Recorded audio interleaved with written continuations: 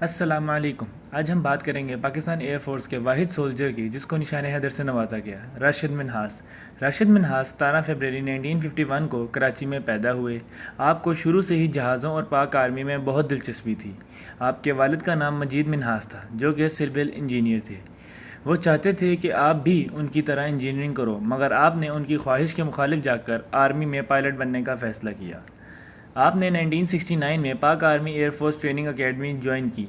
آپ پائلٹ بننے کی ٹریننگ کر رہے تھے۔ C-33 جیٹ سے اڑان بھرنے ہی لگے تھے کہ آپ کو آپ کے پائلٹ ساتھی لیفٹیننٹ مطیع الرحمان نے روک لیا اور آپ کے ساتھ انسٹرکٹر کی سیٹ پر بیٹھ گیا۔ جو ہی راشد منہاس کو اس بات کا احساس ہوا کہ مداخلت کار ہوا باز بھارت کا رخ کر رہا ہے تو انہوں نے جہاز کے کنٹرول کو ہاتھ میں لینے کی کوشش کی، مگر انسٹرکٹر کے تجربے اور مہارت کے سامنے ان کی کوشش کارگر نہ ہو سکی، اور جب منہاس کو کوئی کوشش بار آور نظر نہیں آئی تو انہوں نے وہ آبرومندانہ راہ اختیار کی جو کہ واحد چارہ تھا کہ وہ جہاز کے کنٹرول پر کچھ اس طرح جھپٹے کہ انسٹرکٹر پائلٹ بے بس ہو گیا اور طیارہ سرحد سے 32 میل اندر گر کر تباہ ہو گیا۔